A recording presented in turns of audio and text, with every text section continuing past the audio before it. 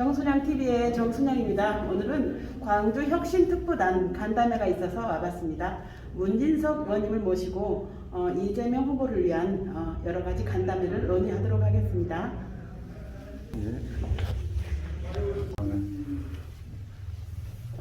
네, 손이 따뜻하시네요. 앵길러기하고 같은 동창이죠. 네. 나하고 같이 반갑습니다.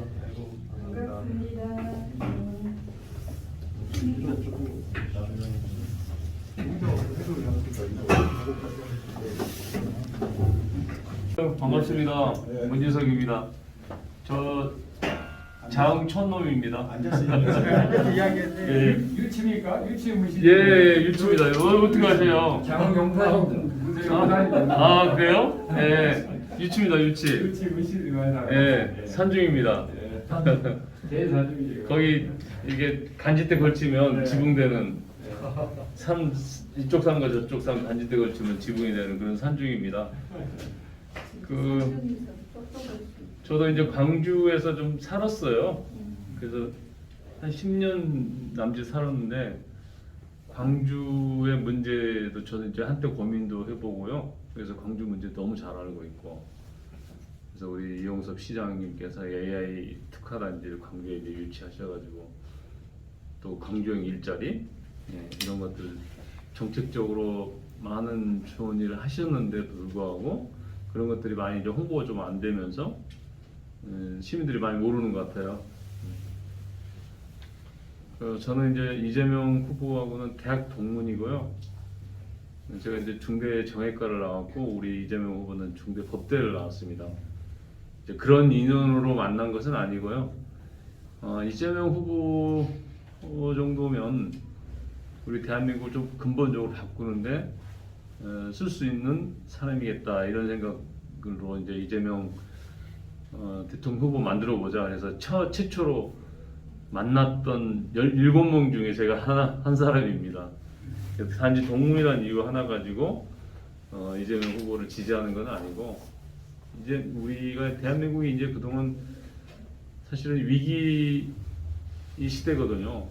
국가 경제는 지금 세계 경제 대국 10위라는 화려한 성과를 내고 있지만, 그다음에 국방력 세계 6위, 무역 거래량 세계 8위, 이런 이제 화려한 성과에 비해서 우리 내부에 눈을 돌려보면 등부 격차가 훨씬 더 심해졌고, 우리 청년들은 저희가 청년 시절에는 오늘 열심히 살면 내일 잘 살 수 있는 그런 시절을 살았거든요. 저희 청년 때는. 근데 지금은 이제 그렇지 못한 시대에 살고 있죠. 왜냐하면 부모가 가난하면 가난이 대물림되는 이런 어떻게 보면 불의한 시대를 이제 우리가 살고 있거든요. 그래서 이러한 사회들을 우리가 살던 꿈꿨던, 그때 당시 중소기업하고 대기업의 임금 격차가 대기업이 100만 원 주면 중소기업 80만 원 받았다. 그러니까 80% 수준의 임금 수준인데 지금은 45만 원밖에 못 받는 45% 대기업의 임금 수준에 비하면 이런 시대에 살고 있는 겁니다. 세상이 시간이 흐를수록 세상이 살기 좋은 세상이 돼야 되는데, 시간이 흐를수록 점점점 어려운 사람은 더 어려워지고 부자는 더 부자가 되는 이 기가 막힌 현실이 이제 우리 앞에 놓여 있는 거죠. 이렇게 해서는 우리가 지속 가능하지 않다. 대한민국이 영원히 모두가 잘 사는 세상이 돼야 되는데, 그래야 대한민국이 지속 가능하다고 이렇게 생각되는데, 그런 모순들을, 위기들을 누군가는 한 번 정도는 바꿔줘야 되는데 그게 누가 돼야 되느냐. 이제 이재명 후보가 왜 이제 그 사람들한테 평가를 받냐면, 성남시장 8년 하고 경기도지사 4년 하면서 엄청난 성과들을 내거든요. 성남시가 그 당시에 부도가 났습니다. 이재명 시장이 시장이 됐을 때 모라토리엄 선언하고, 근데 그 성남시 일을 대한민국 1등 지방정부로 바꾸거든요. 그래서 그런 걸 보면 이제 국가도 살림이고 지방정부도 살림이잖아요. 살림을 잘할 수 있는 사람이다. 살림 잘할 수 있고, 그 다음에 성남시 하면서도 또 기업 유치도 많이 해요. 성남시에 그냥 가볍게 보통 단체장들은 문제가 좀 있을 것 같으면 특혜 소지가 있다 싶으면 그 사업을 안 합니다. 시민들한테 이익이 됨에도 불구하고. 근데 이재명 후보는 사실은 그거 개의치 않아요. 시민한테 이익이 된다고 그런다면 어떤 일도 합니다. 자기가 좀 비난을 좀 받아도 그걸 감수하면서 시민한테 이익 되는데 뭐가 문제냐. 그래서 이재명이 어떤 정책의 기준은 늘 시민한테 이익이 되느냐 안 되느냐 그 생각 그 기준을 가지고 이제 정책을 펼치거든요. 이제 그런 것은 셀 수도 없이 많은 예가 있거든요. 그러니까 뭐 우리가 성남시에 이제 하나의 예로 그 의료용 용지가 있었는데 그거를 이제 사업 용지로 바꿔야 기업을 유치할 수가 있었거든요. 그래서 두산이라는 이제 대기업이 의료용지를 사업용지로 바꿔주면 3개의 회사를 유치하겠다. 근데 그 아무나 못 하거든요. 왜? 특혜 소지가 있잖아요. 특정 기업의 유치를 위해서 지목을 바꿔준다는 것은 특혜의 소지가 있기 때문에 어떤 단체장인데 쉽게 결정할 수가 없는 것인데 이재명 후보는 그래 시민한테 이익이 된다면 감당하겠다. 사실은 단체장은 어떤 정책할 때 돈 안 먹으면 돼요. 뒷돈 받아 먹으면 그게 이제 문제가 있지만 뒷돈 받아 먹지 않고 시민한테 이익이 많이 돌아가는 일이라고 한다면 어떤 정책을 해도 되거든요. 법에 어긋나지 않으면 이제 우리는 법치행정이니까. 그래서 이제 유치를 합니다.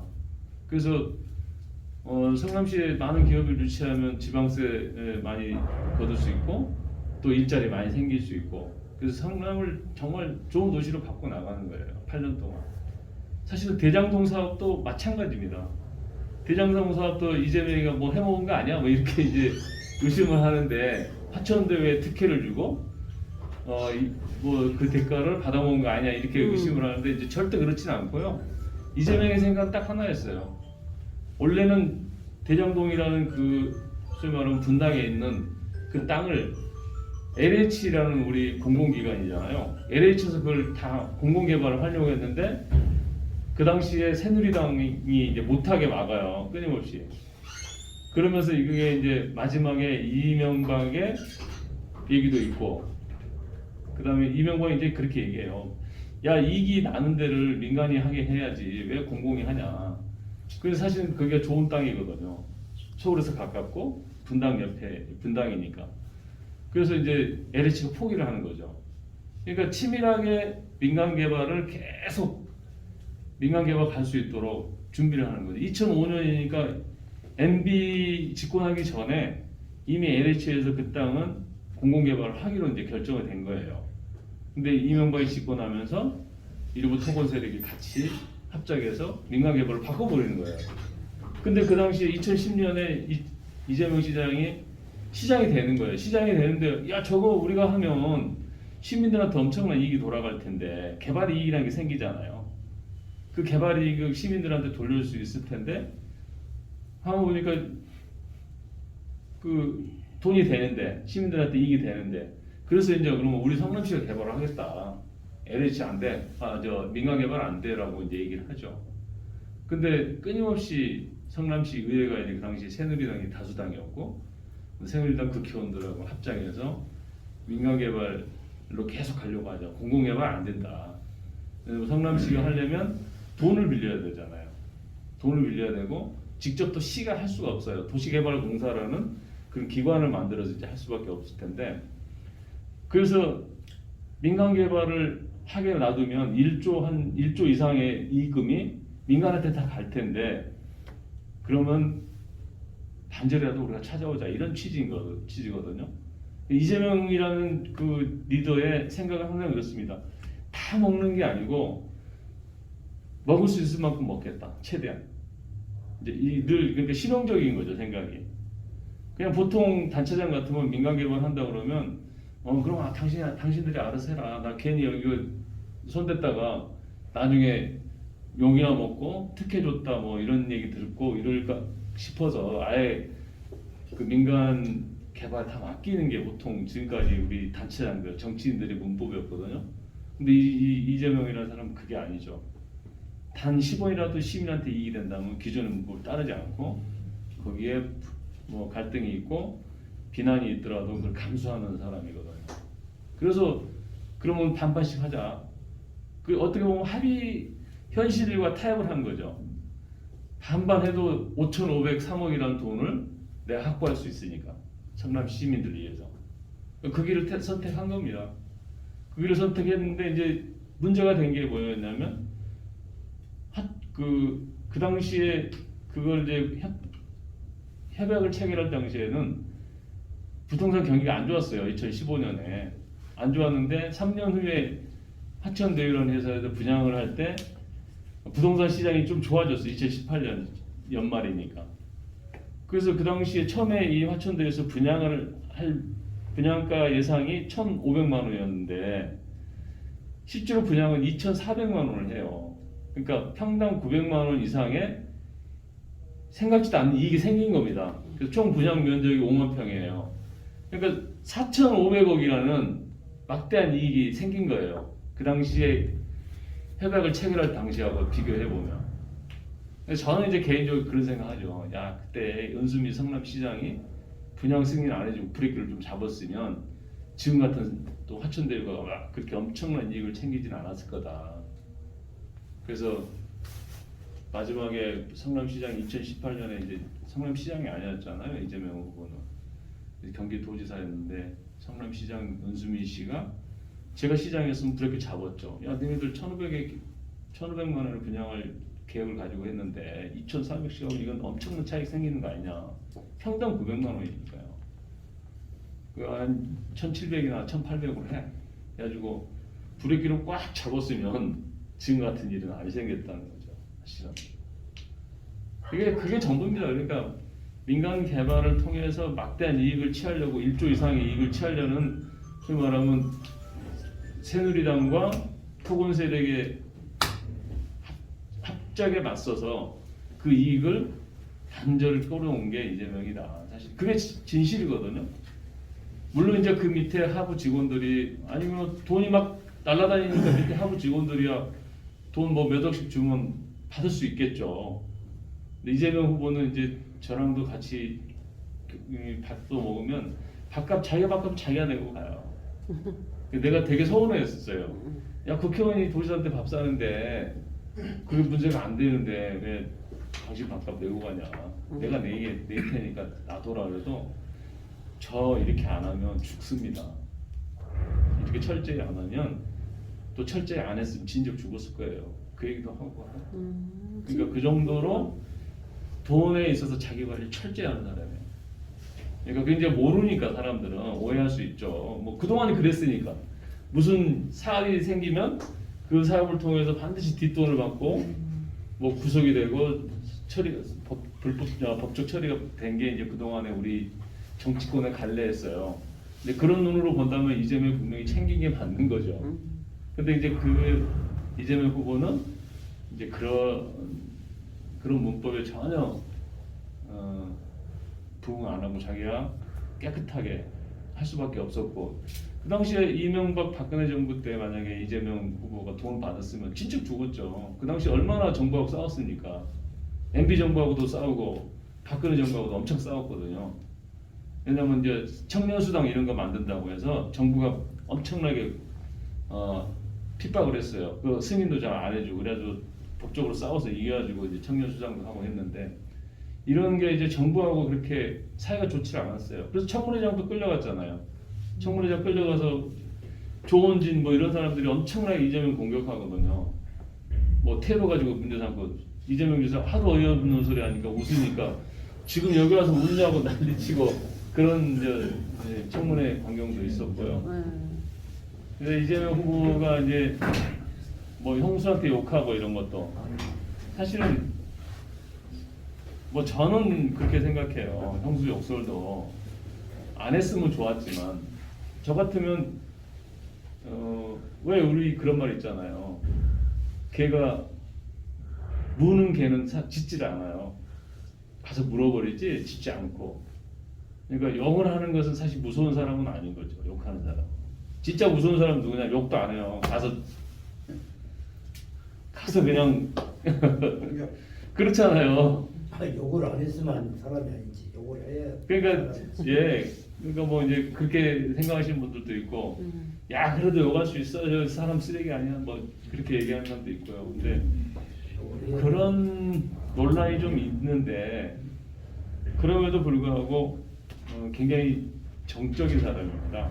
어렵게 사는 사람의 특유의 그 마음이 약하고 또 측은지심이 있어요.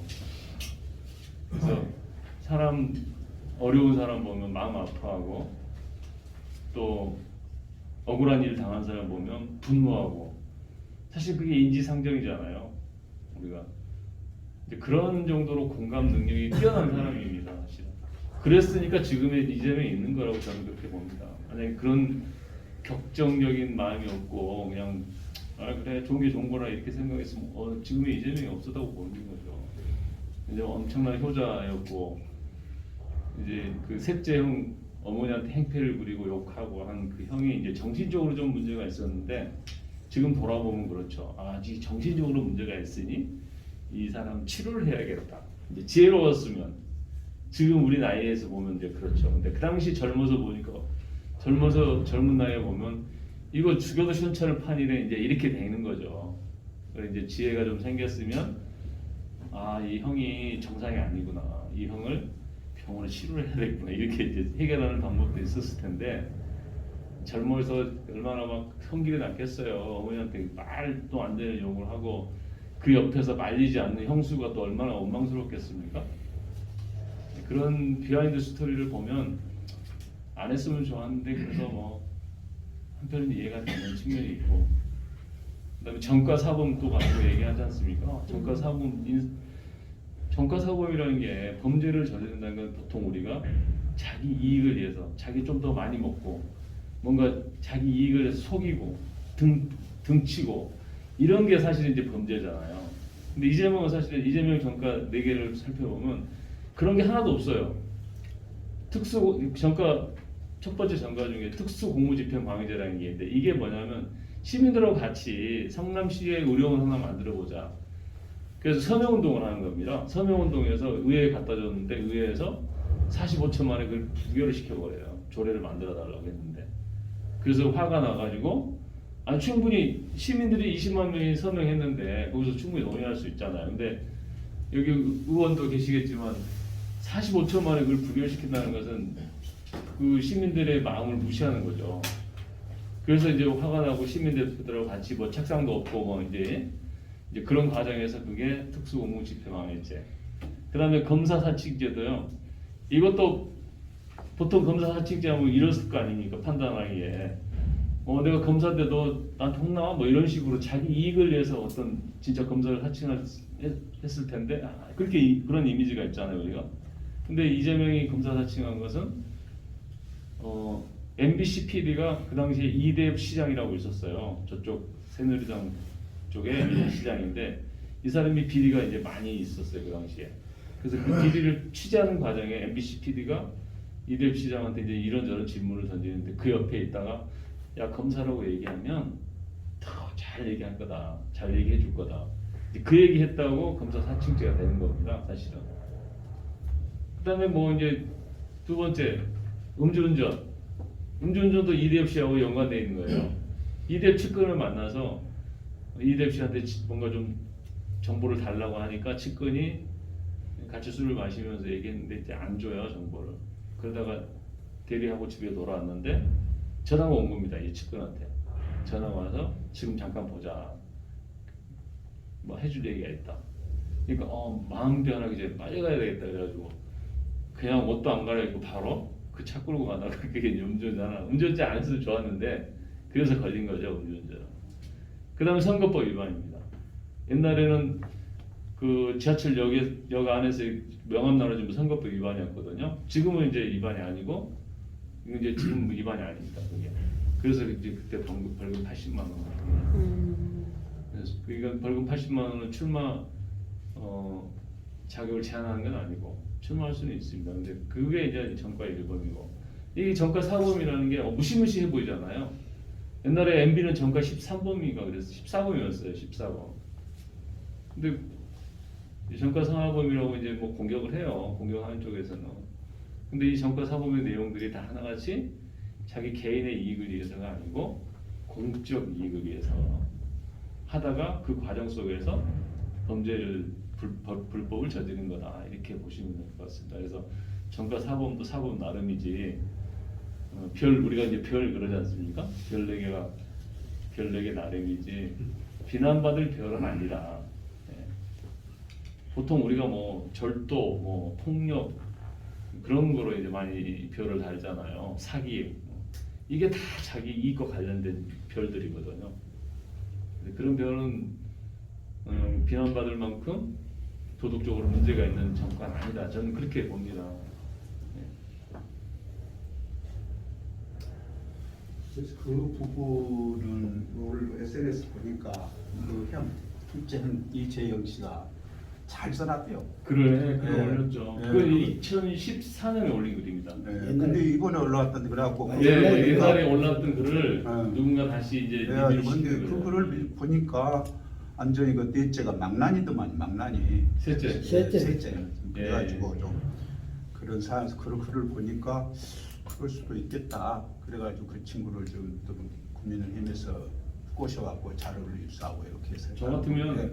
욕 안 하고 네. 가서 네. 반전 죽여놨을 것 네, 같아요. 그래서 그런 이미 형이 아니잖아요. 네. 사람 그러니까 지금 저쪽에서 공격하는 가족한테 어떻게 그럴 수 네. 있는데 이미 가족 관계가 파탄이 나 있는 거예요. 그것을 보면은 공감대가 좀 형성되더라고요. 그래서 그런 사연이 우리는 좀 깊이는 몰랐어요. 그러다가 조금 정신적인 어떤 문제가 있다. 또 망난이었고 그렇게 해서 좀 정말로 골칫덩어리였더만 좀 이제 맞아요. 내용을 보면 그래서 이제 그 친구가 그렇게 가정 부모를 괴롭히고 행자 괴롭히고 하니까 그게 그냥 있을 수 없다 보니까 그렇게 했다는 것을 해서 그 글을 보니까 좀 공감하더라고요. 저도 이제 그 이재명 후보가 뭐 특정 후보가 돼서 훌륭하다는 게 아니라 사실은 이재명 후보가 이제 13살의 소년 노동자가 됩니다. 그때 이제 노동법이 있어가지고 어린 사람은 노동 공장에 취직이 안 됐거든요. 근데 다른 사람 이름이라든가 자기 형 이름으로 이제 공장에 취직을 해서 돈벌이 먹고 살려고 돈벌이 하면서 이제 공부를 어느 순간에 공부를 해야 되겠다 싶어서 검정고시를 준비하면서 그 검정고시 준비하는 과정이 얼마나 눈물겨워요. 아니 뭐 저 같으면 할지도 못할 그런 이제 그런 상황에서 공부를 하는데 어쨌든 대학에 두산 성적으로 또 장학금 받으면 대학에 들어가고 대학에 들어가서 사법고시 4학년 때 패스를 하거든요. 근데 그 자체만으로도 엄청난 인간 승리입니다. 저는 그 자체로도 인간 승리라고 보고. 예, 그 당시에 290명 정도 뽑았어요 사법고시를. 그래서 대부분 한 200명 정도 판사 검사 임용이 됐습니다. 이재명 후보도 판사 검사에 임용될 실력이 됐지만 그 길을 포기하고 정말 다시 돌아가고 싶지 않는 엄청나게 남루한 곳이잖아요. 자기가 살았던 곳이. 근데 다시 돌아갑니다. 그때 당시에는 그 소위 말하면 이제 중매인들이 있어요. 사법고시 주변에. 특히 이제 가난하고 어려운 집 출신 남자들은 그 사람들의 먹잇감인 거죠. 그래가지고 부잣집 딸하고 같이 연결해주고 이제 그런 마담 뚜들이 있었다는 거죠. 그 당시에. 근데 그 길을 포기하는 거죠. 잘 먹고 잘 살 수 있는데 판사 검사 갔으면 좋은 집에 좋은 옷에 좋은 음식에 먹고 호의호식 할 수 있는 그 길을 포기하고 다시 시민들하고 함께 하겠다고 이제 상랑으로 돌아갑니다. 보통 사람들이 성공하면 옛날에 어렵고 힘든 곳을 돌아보지 않으려고 하는 사람이 대부분이에요. 10명 중에 8명은 아마 그런 것 같아요. 나는 원래 강한 사람이 아니야. 니들하고 같은 급이 아니야. 나는 원래 부자였고 성공한 사람이야. 난 여기서 놀아. 니들하고 안 놀아. 이렇게 하는 게 보통 사람들이 특징이긴 하죠. 근데 이재명은 그 엄청난 성과를 내고 성공했으면서도 다시 어렵고 힘든 곳으로 함께 하겠다고 돌아가는 것 보면 저는 그런 선택 어려울 것 같아요. 그것만 봐도 그거 하나만 봐도 저는 정말 훌륭하다고 보는 겁니다. 함께 대통령 후보 됐죠. 네, 그러니까요. 그것만 봐도 저는 이재명 욕할 사람이 세상에 누가 있냐? 당신들이 그렇게 어려운 삶을 살아봤냐? 어? 그 스프레이 뿌리는 그 밀폐된 도장실에서 공부하고 냄새 나는 곳에서 공부하면서 검정고시 준비할 수 있는 사람 몇 명이나 되겠습니까, 사실은? 저도 뭐 열심히 살고 고생했다고 생각하며 살았는데 우리 이재명 후보보다는 훨씬 고생 덜 했더라고요.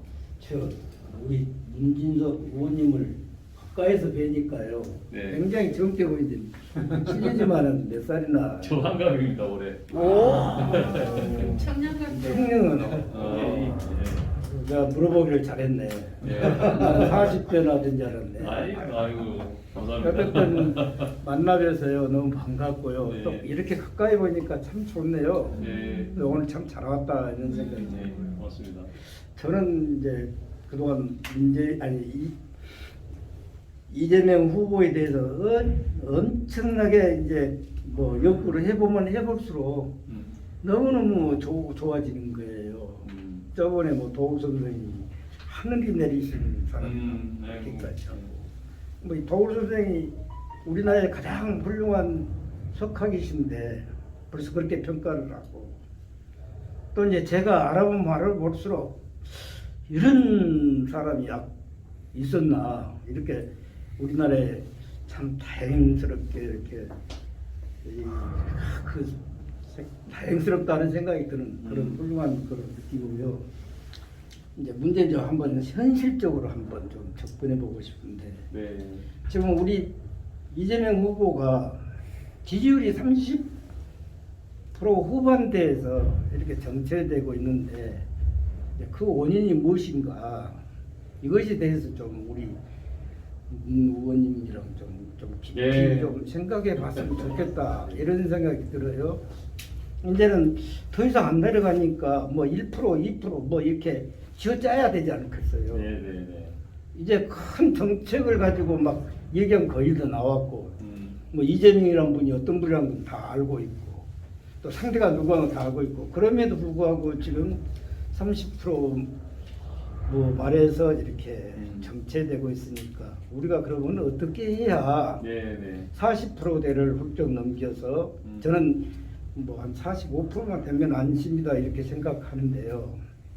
이제 그게 좀 논의를 좀 했으면 네. 좋겠어요. 그러려면은 이제 큰 공약들은 대부분 다 발표가 됐지만은 맞습니다. 네. 지금 우리 캠프에서 소확행 뭐 많이 하잖아요. 네. 그것이 현실적으로 상당히 다가오지 않을까 이렇게 생각해요. 저는 이제 제일 어떤 것을 많이 생각하냐면은 지금 MZ세대 지지율을 높이기 위해서 온통 지금 모두가 다 그 2030에 맞춰서 지금 뭐 정책도 하고 또 여러 가지 활동도 하고 그러시는데 현 지지율은 사실은 60대, 70대, 80대가 가장 낮거든요. 근데 이게 우리 호남만 보더라도 우리 70대, 80대 사람들은 그 어딥니까? 국민의 힘을 찍을 수가 없어요. 그러죠. 그럼에도 불구하고 지금 우리 지역에서도 뭐 60, 70%밖에 안 나오는데 지난번 우리 지역, 우리 광산 을지역에서는 86%가 나왔었거든요. 근데 그걸 달성하기 위해서는 뭐 MZ 세대 표가 표보다는 실제적으로 우리 그 실버 표가 지금 돌아서지 않고 있다. 이렇게 전 판단을 해요. 네. 그러기 위해서는 어떤 정책을 노인 특히 실버들한테 필요한 무슨 정책을 개발한달지 또 어떤 소확행 이렇게 한달지 그래서 좀 바꿨으면 쓰겠다 생각이 네, 들어요. 네. 이제 그것에 대해서 오늘 이재명 후보께서 어디 노인당 가셨더라고요. 네. 노인당 가서 여러 가지 노인들의 어떤 불편 상황이랄지 이런 것들을 듣는 그런 시간을 갖고 있더라고요. 그래서 우리 지역에는 특히 젊은 사람들도 많이 있지만은 또 우리 민주당 정부가 젊은이를 위해서 해야 되죠. 그래서 큰 줄기는 그렇게 하더라도 우리 그 실버들의 그 뭐랄까 좋은 공약들을 또는 정책들을 개발해서 빨리 좀 발표를 했으면 좋겠다. 좋은 제안이 있으면 하시오. 네, 그래서 뭐다 알고 있습니다. 저희들이 우리 실버 세대에 필요한 정책이 뭐라는 걸 알고 있고요. 그다음에 우리가 이제 표를 얻기 위해서 실버 세대들한테 어떤 정책을 제시하는 게 아니라 실버 세대들이 정말 표가 나오고 안 나오고가 중요한 게 아니라 그분들이 필요한 정책이 뭔가를 이제 알고 있고 좀 있으면 이제 그걸 발표를 할 거고요. 문제는 아까 이제 왜 30% 후반대에 머물러 있느냐 이제 그 말씀을 주셨는데 저는 이제 두 가지라고 봅니다. 왜냐하면 우리 호남을 비롯한 우리 진보 진영의 사실은 핵심이 호남이잖아요. 우리 진보 진영이 100% 결집이 안 돼 있는 게 첫 번째 이유라고 보고요. 두 번째 이유는 여성 유권자들이 아직 이재명 후보한테 마음을 주지 않고 있다. 그게 이제 뭐냐면 이재명 후보의 그동안 너무 이미지에 왜곡된 게 많아요. 또 이제 욕설도 일정 부분 기여를 하겠죠. 욕설 논란도.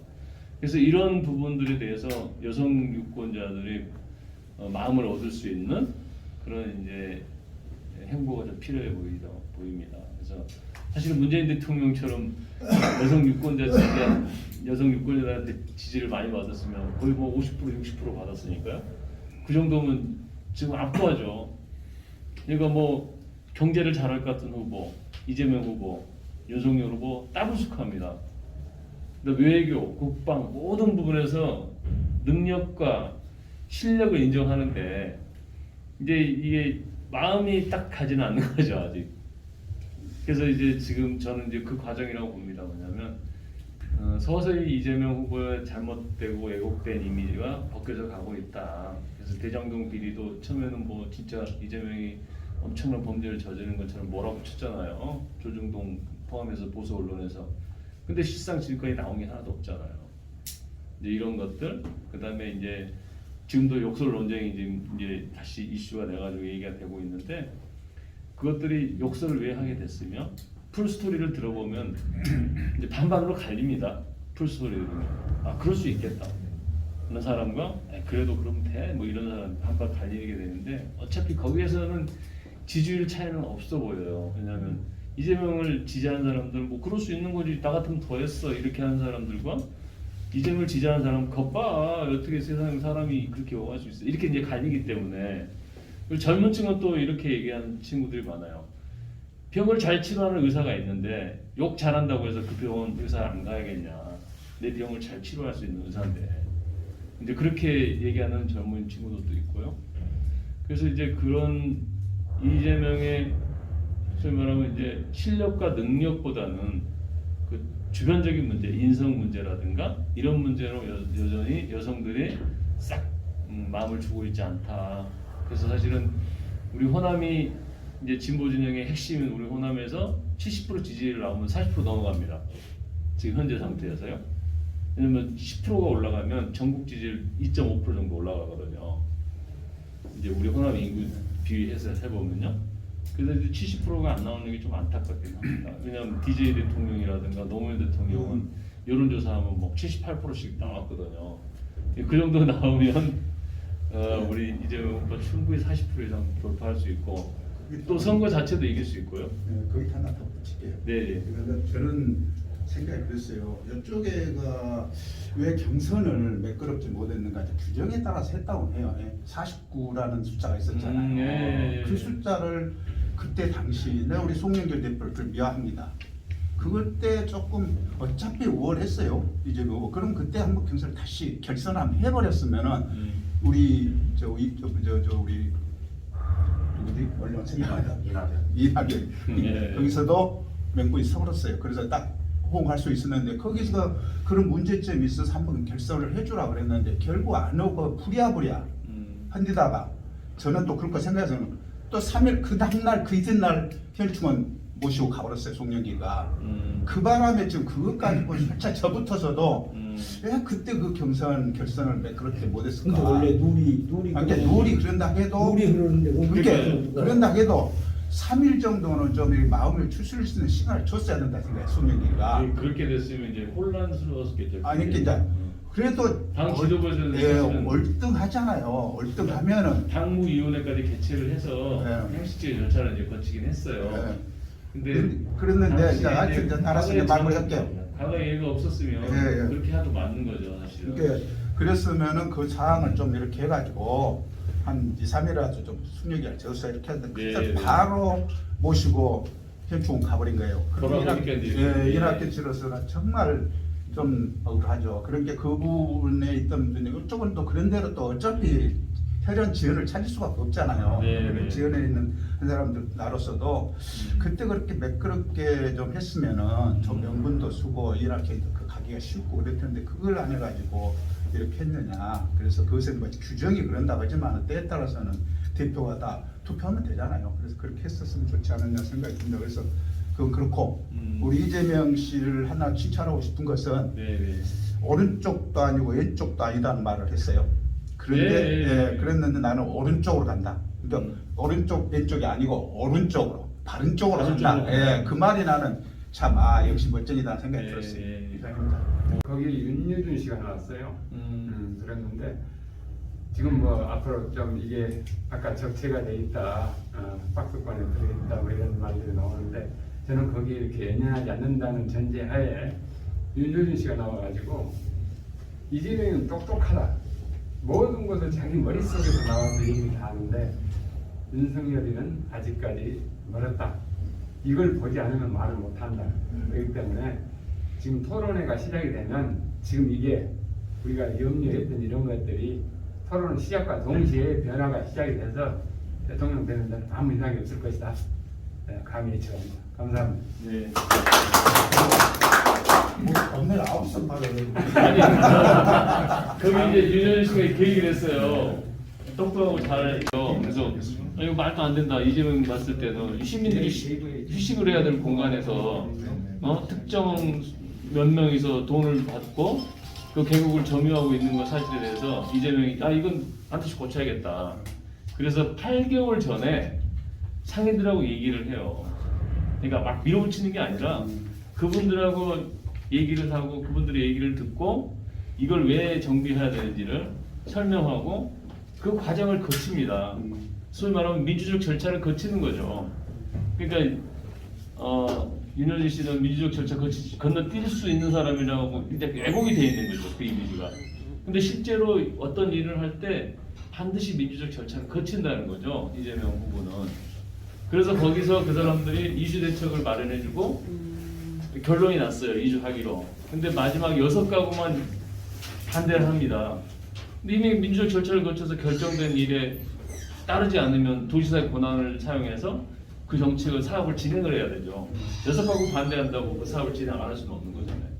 이재명 후보는 항상 그런 식이라는 거죠. 반드시 어떤 사업을 정책을 펼치기 전에 민주적 절차를 거치되 거기서 민주적 절차 속에서 결론이 나면 강한 추진력으로 밀어붙인다 이런 겁니다.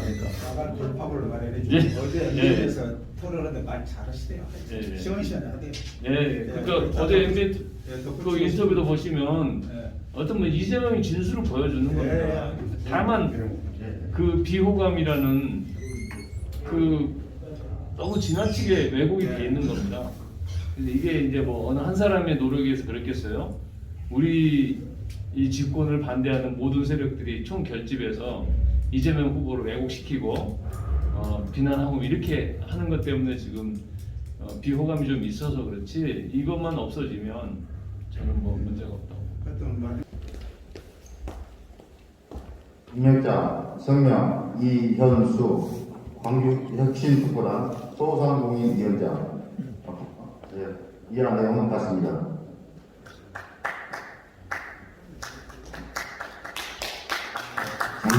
장교수님, 네, 방금 박수 한번 주십시오. 축하해요. 임명장 장길수 광주혁신특보단 중소기업의 부단장 이해한 내용은 같습니다.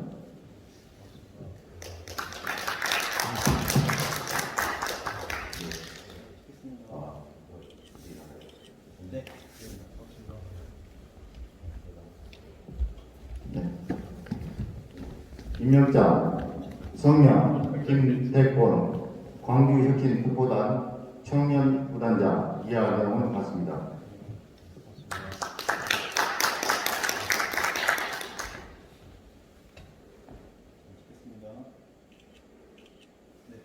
네, 감사합니다. 박수 한번 주시죠.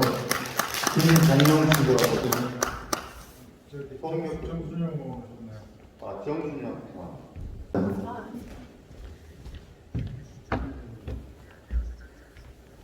임명장 성명 정순영 광주혁신특보단 여성부단장 이하 내용은 같습니다. 네, 박수 한번 주세요.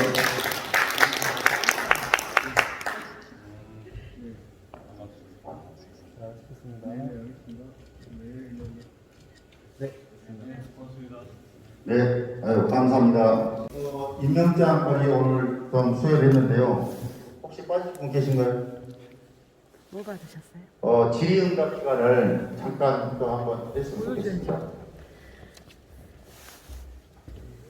우리 지역에 의원님이 8분 계시는데요.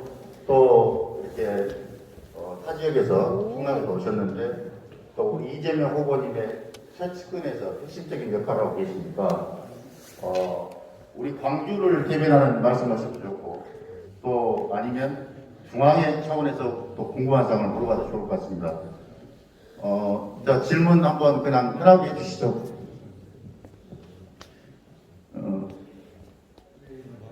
네.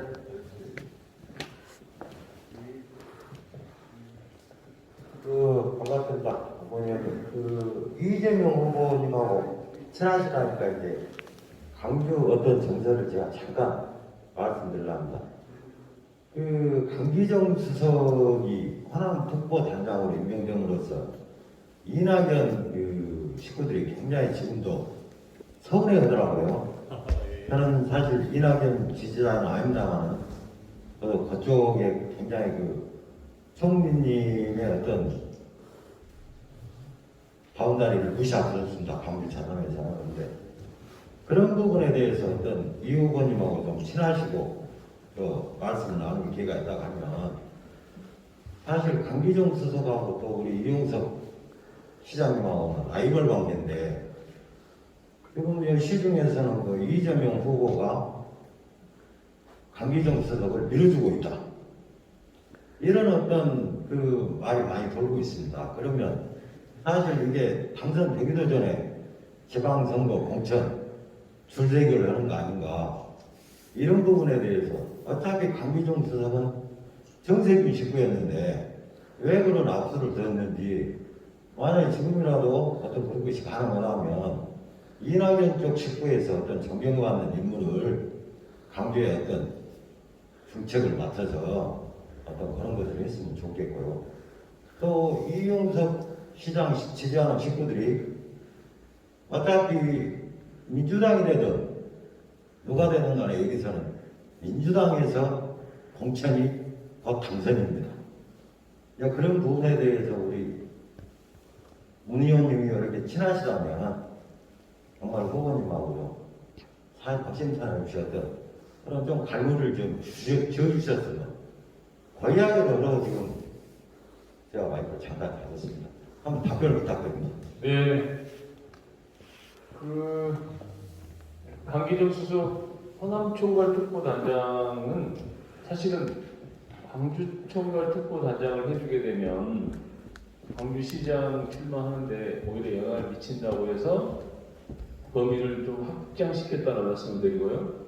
또 후보는 특별히 강기정 수석을 지지하기 위해서 했다는 말씀은 그런 건 아닙니다. 네, 그래서 아마 그쪽에서 그렇게 하고 다닐 수는 있을 거예요. 근데 후보의 생각은 아니다 이런 말씀드리고 또 이낙연 후보 쪽에 뭔가 존경받을 분이 계신다고 한다면 원래 이게 공동총괄특보단장을 열어놓고 시작하는 일이기 때문에 언제든지 추천해 주시면 그건 이제 상의해서 그렇게 할 수 있도록 하겠습니다.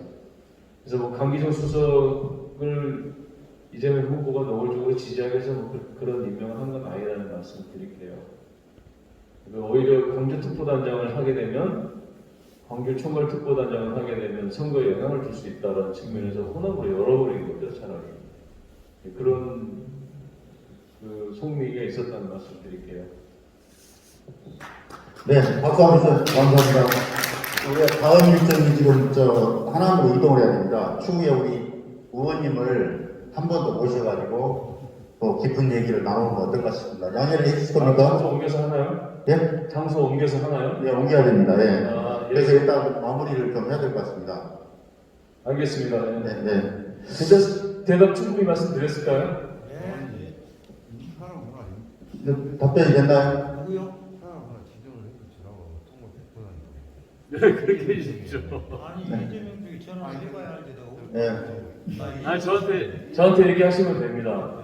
제가 우리 정성훈 네. 총괄특보단장과 상의해서 이렇게 하면 될 것 같아요. 그래서 그렇지 않아도 그 얘기가 나왔어요. 특보단장에서 그렇게 하면 선거에 영향을 미치는 거 아니냐. 그래서 원래 광주 총괄특보단장을 이렇게 하는 얘기가 있었는데 그렇게 되면 오히려 우리가 원팀으로 가야 되는데 이낙연 후보라든가 정세균 후보 다 알아서 원팀으로 가야 되는데 어느 특정인에게 모든 걸 다 몰아준다는 것은 좀 어려운 얘기잖아요. 그래서 사실은 본부도 공동 총괄특보단장이 많아요. 이낙연 전 총리님 계보도 한 분 계시고 정세균 총리님 계보도 있고요. 저희들이 그 의원님 그냥 식구들께 다른 게 말씀드릴게요. 저는 정치를 하지 않아요. 한때는 꿈꿨지만, 근데 이제 이 지방자치에 출전하고자 하는 선수들은 어느 정도 파워가 있는 사람 밑에 줄 서고 싶지, 파워가 없는 사람 밑에 줄 서고 싶지 않습니다. 이제 그런 어떤 사정을 중앙 캠프에서 충분히 인지해가지고 거기에 맞는 어떤 다른 것이기도 해줘야죠. 네. 그냥 우리들은 그래서 어차피 지방선거 공천 문제도 대선 이후로 권리당원을- 미루기로 했어요. 그렇죠. 그래서 권리당원을 철저하게 대선에서 어떤 역할을 한 분이 지방선거에서 어드밴티지를 드리겠다는 취지 아니겠습니까? 그거는? 저는 저기 광주 전남은 권리당원의 어떤 결정이 헛배지란 말입니다. 그래서 그런 부분을 우리 의원님이 어떤 중앙 캠프에 들어가시면 이 부분랑 충분히 해서 그래야 90%가 나오든 70%가 나오든 이런 상황에서 어떤 안 된다 이거 입장에서 저희는 지금 좋습니다. 의원님 마지막으로 한마디는 제가 해드릴게요. 제가 의원님 말씀 듣고 우리 이철수 우리 선배 말 듣고 제가 참석을 했습니다만은 그렇지 않아도 이재명이는 제가 간에 맞는 사람입니다. 무조건 100% 밀어드리는데 훗날 이재명 후보가 당선이 되면 어떤 강수석이나 어떤 이용섭 시장이나 기울어진 운동장에서 어떤 선거가 틀어지지 않도록 우리 문진석 의원님이 여러 사람들이 있는 데서 어떤 확약을 해주세요. 이재명 후보의 특징이 뭐냐면요, 이기는 사람이 몇 됩니다. 합리적이라는 거죠. 실용적이고 합리적이라는 거죠. 그리고 특별한 특정 후보를 편들어서 그 사람이 되게 한다는 거 이런 것은 사실은 안 되는 거죠. 공정한 판을 만드는 것까지야 그거야 이제 저희들이 해야 되겠지만 그 공정한 판 속에서 공정한 경쟁을 통해서 누군가 승리한다고 한다면 가장 우리가 꿈꾸는 세상도 그런 거잖아요. 이재명 후보도 마찬가지. 예? 공정하게만 해주시면 돼요. 아니 그러니까 그 지금 공정한 세상을 만들자고 우리가 세상 사람들한테 얘기하면서 그 불공정하게 만드는 것은 그건 말이 안 되죠. 네, 감사합니다. 다음 일정이 있어서요. 하고 싶은 걸 감사하고요. 어쨌든 우리 문희석 의원님 모시는 거는 이쪽 지역 민심과 지역 어떤 현안에 대해서 충분히 좀 중앙에 반영을 해주셨다는 그런 의미가 있습니다. 아니 제가 여기까지 저 마무리하겠습니다. 기념사진 촬영 시작하지 마세요. 그리고 우리가 정말 한 팀이 돼서 일단은 대통령 만들고 그 다음 지방선거잖아요. 그 지방선거는 대통령 선거에서 누가 가장 많이 역할을 했냐가 아무래도 이제 플러스 알파는 될 거라고 봐요. 그건 이제 중앙당의 지침이기 때문에 그래서 걱정 안 하셔도 될 것 같아요. 문제는 우리가 얼마나 열심히 하냐가 중요할 것 같아요. 알겠습니다. 네. 자, 누군가를 위해서 마무리하겠습니다. 열심히 하는 게 중요하지. 이 판이 어떻게 물론 이제 광주는 그런 요소들이 좀 있을 수 있는데 이건 이제 경선이 본선이니까요. 근데 그건 걱정 안 하셔도 될 것 같습니다. 자, 마무리하겠습니다. 대한민국 대전한 이재명 후보 직속 광주 혁신 특보단 발대식을 마치겠습니다. 자, 여러분, 바쁘신 시간에도 이렇게 귀한 시간에 함께 해주셔서 감사하고요. 우리 기러기가 비행을 할 때 만키로를 간답니다. 만키를 비용할 수 있는 것은 V자 대우를 갖추고 가는 건데요. 바람의 저항을 막기 위해서 그런답니다. 우리 이재명 후보님을 우리 선두에 보시고 우리 대우가 흔들림 없이 우리가 함께 가야 될 것 같습니다. 여러분, 그 길에 동참하실 거죠? 예, 감사합니다. 이런 설명하고 운동하겠습니다. 아니 그냥 예. 아니 그리고 왔어? 네.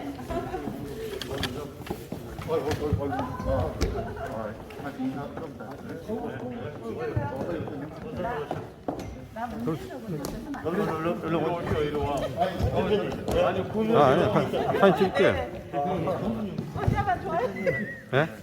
내가 가리고 있어요? 네. 내가 가리고 있네. 야, 찍으러 가잖아요, 지금. 정수 형이 찍으러잖아요, 제가. 동영상으로 찍어요. 아, 동영상으로요? 동영상. 예. 몇 명 됐어요. 근데 왜 나? 안 들어와요 잘. 파이팅이라고 합니다. 자 그럼 이재명 화이팅 할까? 예, 그렇죠. 자 이재명 화이팅! 대통령. 변하면 안 돼? 네, 감사합니다.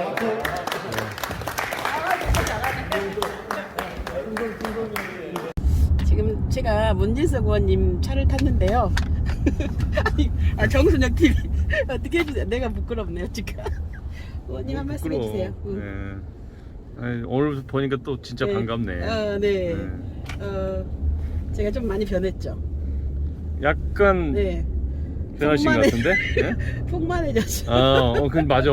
네. 네. 뭔 일 있었어요? 그냥 고민이 많아가지고요. 고민 많으면 네. 좀 풍만해지는가? 고민 많으면 먹잖아요. 고민 네. 많으면 원래 좀 많은 이게 많은데? 아니에요. 두 부류가 있어요. 그러니까 그 고민이 있으면 먹고 릴렉스 해져 갖고 자는 사람이 있고 네. 고민이 있으면 식음을 전폐하는 사람이 있고 그래? 저는 이제 좀 긍정적이라. 고민이 많으면 소화가 안 되던데 우리는. 아 그래요? 저는 고민이 많으면 일단은 맛있는 걸 먹어요. 달고 맛있는 걸 먹어가지고 그럼 좀, 고민이 좀 약해지는가? 네, 좀 부드러워져요. 기분이 포만감 있잖아요. 우린 고민이 많으면 얼굴이 까칠해지면서 식욕이 떨어지고. 알았어요. 조금 까칠해지시면 고민 있으신가 보다 하고 좀 위로해 드릴게요. 대부분 그렇게 바뀌는 것 같은데. 그래요. 이재명 후보 때문에 정말 전국을 다니시면서 네. 너무 고생이 많으세요. 아니요, 고생은 뭐 내가 좋아서 다니는 거니까. 이재명 후보하고 어떤 관계세요? 이재명 후보는 대학 때부터 알던 사이죠. 네. 그러면서 이제 제가 국회 들어오면서 네. 다시 만나게 됐지. 그래요? 그동안 이제 저는 돈벌이하러 네. 이재명 후보 전혀 네. 다른 길을 갔었죠. 이재명 후보는 이제 대학 마치고 네.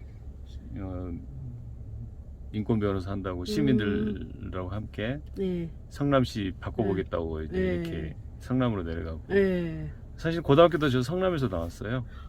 근데 고등학교 다닐 때 이재명 후보는 공장 다녔지.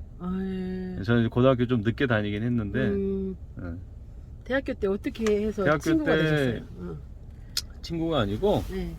대학교 때 이제 그 자주 가던 이제 선술집 있잖아요. 네. 거기 갔는데 네. 주인이 이제 야 잠깐 와봐 둘이 그래가지고 네. 주인이 이제 소개를 시켜준 거지. 어. 근데 이재명 후보는 기억을 못하는 것 같더라고.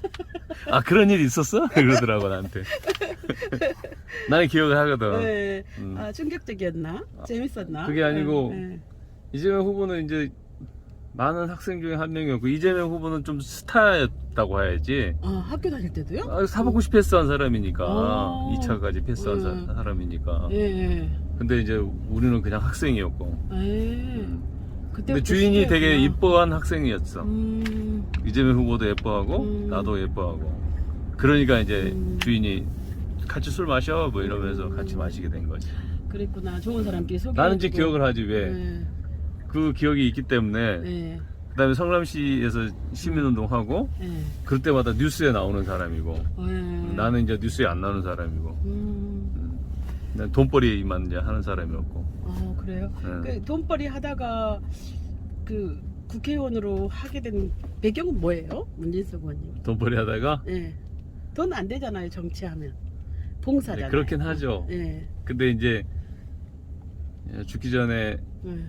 그동안 이제 돈벌이 한다는 것은 자기 식구만 챙기는 거잖아. 네. 근데 약간 야, 내 인생이 이렇게 너무 마지막까지 이렇게 사는 것은 좀 그렇다 허전하더라고. 맞아요. 그래서 정치 이제 근데 정치를 할 생각은 없었는데 우연한 네. 기회에 하게 된 거죠. 예. 왜냐하면 꼭 정치하는 것만이 세상을 바꾸는 일은 아니라고 생각했기 때문에. 그렇긴 해요. 음. 저처럼 이렇게 유튜브 하면서도 뭐 선한 영향력을 발휘할 수 있으니까요. 그렇죠. 그러니까 꼭 뭐 의원이 되고 뭐 안 네. 되고 이것보다 예. 더 중요한 것은 내가 이제 속해 있는 사회에서 뭔가 변화, 작은 변화를 일으키는 것도 세상에 이제 변화를 끌어낼 수 있잖아요. 네. 뭐 그게 언제 될지는 모르지만. 네. 문진석 의원님 목소리도 좋고 너무 미남이셔갖고 야, 이거 가슴이 콩당콩당 죽겠어요. 생긴 게 시골 사람처럼 생겼잖아. 아니 그러긴 해도 네. 아니 되게 생각도 좋으시고 또 이번에 꼭 저도 열심히 할 텐데요. 네. 이재명 그래서 후보 그러니까 당선시켜서 아니 제가 알고 있는 이재명 후보는 네. 이제 저는 어떻게 보면 이제 비슷한 환경에서 살았었어요. 이재명 후보하고 뭐 집안이 가난하고 이재명 후보만큼 가난하진 않았던 것 같아요. 근데 누구보다 잘 이해하죠. 네. 저도 이제 네. 공장 생활도 해보고 예. 이재명 후보도 이제 공장 생활을 이제 오래 했고 그래서 거기서 살아남으려면 어떻게 해야 되는지 예. 그다음에 그런 환경에서 사람이 마음이 얼마나 거칠어지는지 예. 세상에 누구도 나를 지켜줄 사람이 없거든. 유일하게 자기를 지켜줄 수 있는 사람 자기밖에 없다. 그러면서 살다 보니까 네. 이제 세상이 전투인 거지. 살아가는다는 게 하루하루. 어린 나이이지만 그러니까요. 네, 전쟁 속에서 살아가다 보니까 약간 거칠어질 수 있어요. 맞아요. 그래서 이재명 후보 보면 너무 안타까워. 안쓰럽기도 하고. 네, 안쓰럽기도 하고 때론 대견하기도 형처럼. 하고. 그러니까 내가 나이가 좀 많거든. 예. 근데 예. 가끔은 형처럼 느껴질 때가 있어. 예. 뭐 어떤 세상을 바라보는 눈이라든가 이렇게 삶을 살아가는 이 과정에서 네. 좀 든든하다. 예.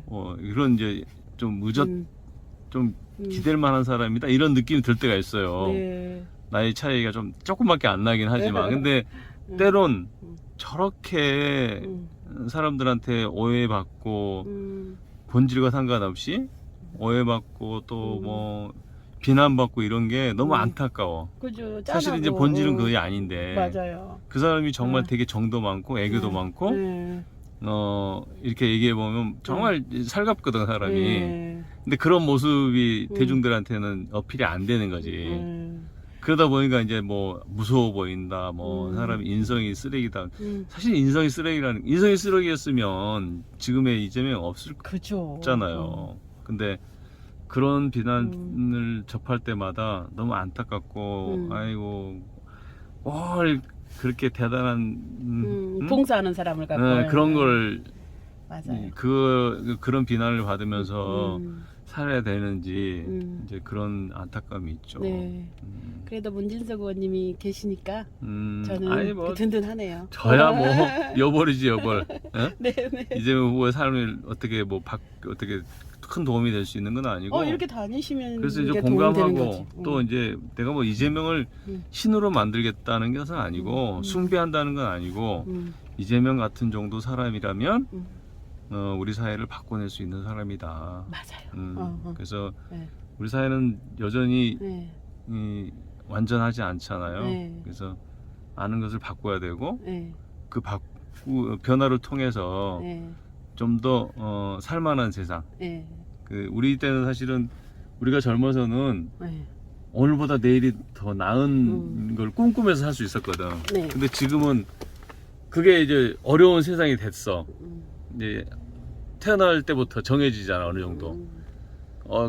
좀 어려운 가정에서 태어나면 맞아. 흑수저. 가난을 그대로 답습해야 되는 이런 세상이 돼버린 거예요. 네. 우리 젊어서는 그게 아니었거든. 열심히 노력하면 누구나 잘 살 수 있는 세상이었거든요. 다시 그런 세상을 만들어야 된다는 거지 우리가. 우리 같이 만들어요. 네, 네. 그래요. 오늘 또 기다리시니까. 네, 그래요. 네. 네.